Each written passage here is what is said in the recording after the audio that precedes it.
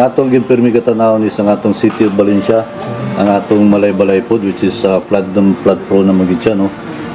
And other nga mga kuano like in Pasugong, Lantapan, sometimes ang atong Maramag is flood prone na pod siya, no. Dili lang po nato ato po actually i-consider gid tanan. Pero mao gid sila ang pinaka main nga mga flood prone din.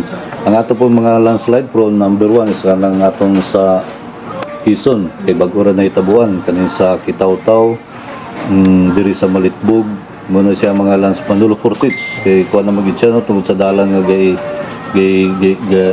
renove mura gay lang gay kuan karon nga ayuhon.